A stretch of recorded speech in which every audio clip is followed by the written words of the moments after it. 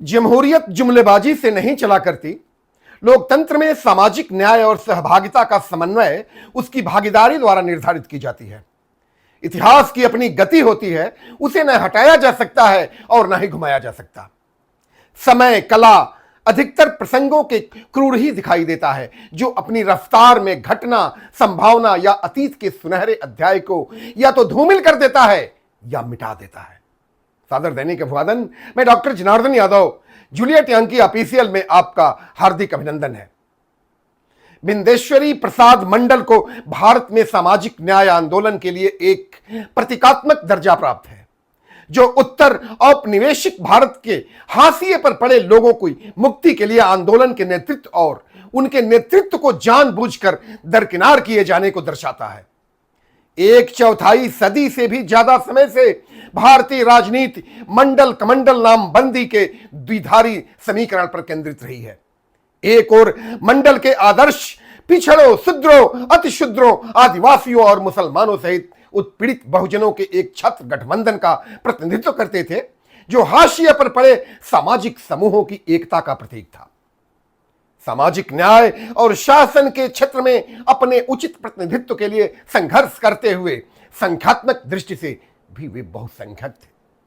दूसरी ओर कमंडल विश्वास प्रणाली ने मुख्यतः दक्षिणपंथी हिंदुत्व के नाम पर आरक्षण और सकारात्मक कार्रवाई के विरुद्ध संघर्षरत उत्पीड़कों की एकता को प्रदर्शित किया। यद्यपि संयुक्त मोर्चा सरकार का नेतृत्व कर रहे तत्कालीन प्रधानमंत्री विश्वनाथ प्रताप सिंह ने 7 अगस्त 1990 को बीपी मंडल की अध्यक्षता वाले मंडल आयोग की सिफारिशों को लागू किया था, लेकिन अंततः यह 1993 में ही लागू हुआ, जब सर्वोच्च न्यायालय ने नवंबर 1992 में एक ऐतिहासिक निर्णय, जिसे इंदिरा साहनी निर्णय के नाम से भी जाना जाता है, के साथ इसको क्रियान्वयन की हरी झंडी दी। 2 अगस्त 2018 को लोकसभा ने राष्ट्रीय पिछड़ा वर्ग आयोग को संवैधानिक दर्जा प्राप्त करने वाला 123वां संविधान संशोधन विधेयक पारित किया। क्रांतिकारी उत्साह वाले दूरदर्शी श्री बीपी मंडल ने भारत के हाशिए पर पड़े वर्गों को एक समावेशी तस्वीर में पेश करने में महत्वपूर्ण भूमिका निभाई। जिस परिवेश में उनका जन्म हुआ वह औपनिवेशिक भारत का था, जो न केवल ब्रिटिश शासन के तहत पूर्वाग्रहों और अधीनता से गुजर रहा था, बल्कि अपने को सामाजिक ताने बाने में बड़े पैमाने पर सांप्रदायिक, जातिगत और लैंगिक पूर्वाग्रहों का भी सामना कर रहा था। उसने राष्ट्रीय एकता और सांप्रदायिक सद्भाव के संघर्ष को विमुख कर दिया। यादव परिवार में जन्मे बीपी मंडल ने पहली बार जातिगत भेदभाव का अनुभव दरभंगा के राज हाई स्कूल में उच्चतर माध्यमिक शिक्षा के दौरान किया था, जहां उन्हें और उनके जैसे ही अन्य छात्रों को सवर्ण छात्रों के भोजन की समाप्ति के बाद भोजन दिया जाता था। उनके युवा विद्रोही स्वभाव ने चुप रहने से इनकार कर दिया और इस मुद्दे को उठाकर और बुनियादी स्तर पर एक ऐसी प्रथाओं को समाप्त करके स्कूल और छात्रावास प्रशासन को हिलाकर रख दिया। मंडल आत्मस्वाभिमान की प्रबल भावना वाले व्यक्ति थे, जो प्रतिकूल और अराजक परिस्थितियों में भी अपनी बात पर अड़े रहते थे। भारत के कई अन्य छोटे छोटे इलाकों की तरह उनका गृहनगर भी सामाजिक, शैक्षणिक और आर्थिक आंकड़ों और कलंकों से भरा पड़ा था। हालांकि कलकत्ता के निकट स्थित होने के कारण बंगाल पुनर्जागरण की सुधारवादी बूंदें उस क्षेत्र में भी पहुंची और सामाजिक विकास के प्रति मंडल के गंभीर प्रयासों में उनकी रुचि और बढ़ गई। उनकी कुशल वाकपटुता व तर्क वितर्क ने उन्हें जल्द ही बिहार राज्य विधानसभा में जगह दिला दी। वे न केवल भेदभावपूर्ण कार्यों में व्यवहारिक क्रियान्वयन के प्रति असहिष्णु थे, बल्कि दलित वर्गों के लोगों को नीचा दिखाने के लिए की गई किसी भी अपमानजनक टिप्पणी की वे निंदा करते थे। ऐसे ही एक घटना तब हुई जब उन्होंने एक उच्च जाति के विधायक पर पलटवार किया, जिसने विधानसभा के अखाड़े में अपने समकक्षों का अपमान करने के लिए ग्वाला शब्द का इस्तेमाल किया था। बिहार विधानसभा के तत्कालीन अध्यक्ष बीपी वर्मा को इस शब्द के इस्तेमाल की निंदा करते हुए एक नोटिस जारी करना पड़ा, जिसे असंसदीय बताया गया। उनका परिवार राजनीतिक रूप से सक्रिय और सामाजिक रूप से जागरूक पृष्ठभूमि का था। केवल 23 वर्ष के थे जब 1941 में वे भागलपुर जिला परिषद के निर्विरोध सदस्य बने। उनके पिता रास बिहारी लाल मंडल स्वयं एक समाज सुधारक थे। भारतीय राष्ट्रीय कांग्रेस के संस्थापक सदस्यों में से एक उन्होंने जाति व्यवस्था से जुड़े सामाजिक अपमान और सामाजिक राजनीतिक ढांचे से निम्न सामाजिक स्थिति के आधार पर अलगाव को मिटाने के लिए बहादुरी से काम किया।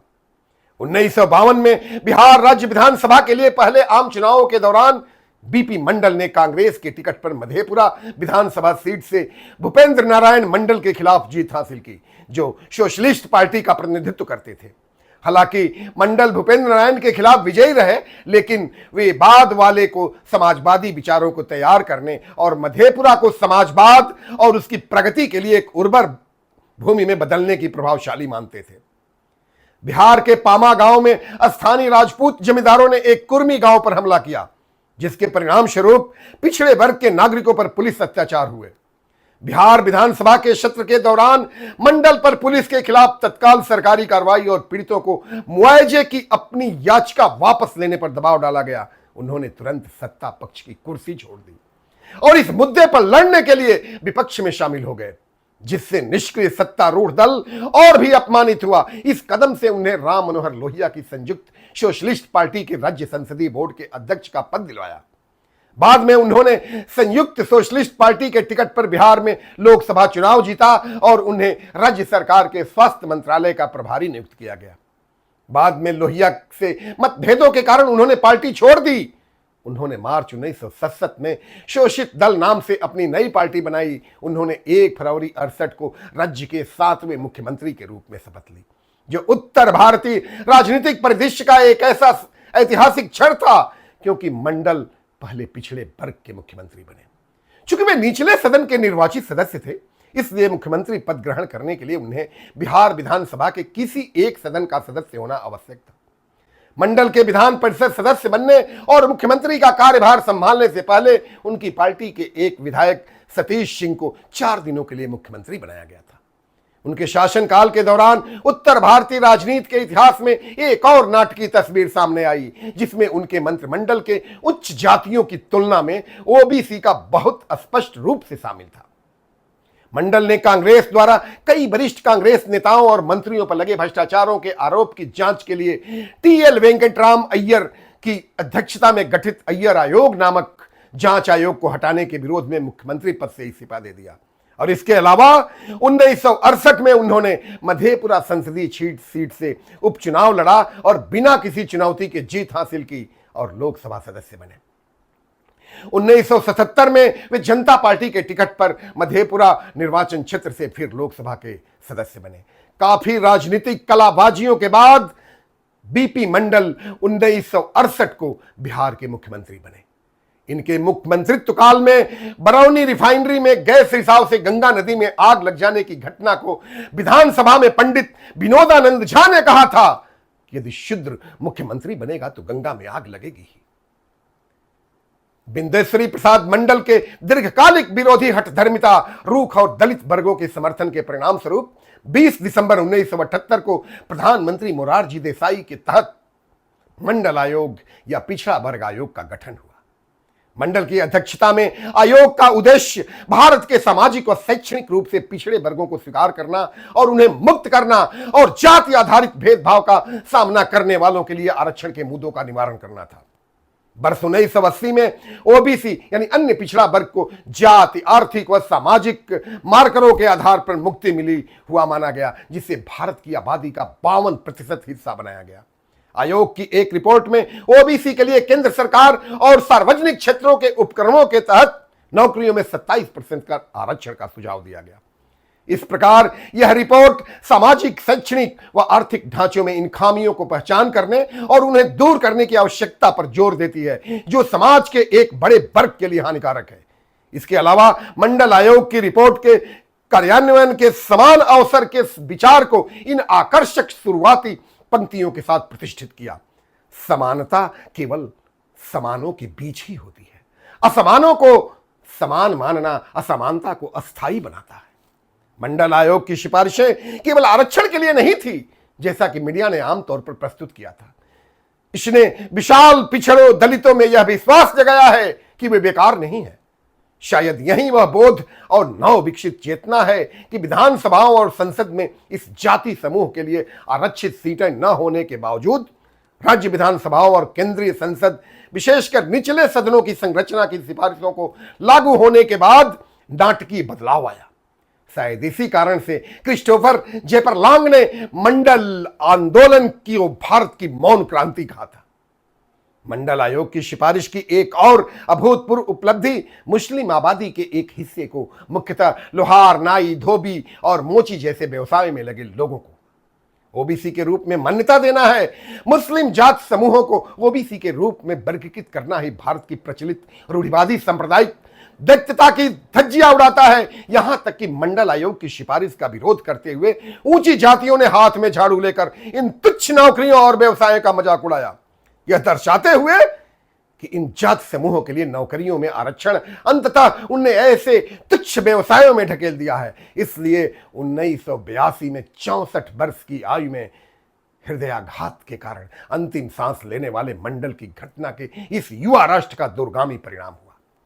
विलियम डेलरिम्पल ने सही ही कहा था कि 1990 के दशक में भारत में हुए इस आंदोलन ने शूद्र जातियों की एक सत्ता में हिस्सेदारी लाई और उन्हें राजनीतिक रूप से जागरूक बनाया।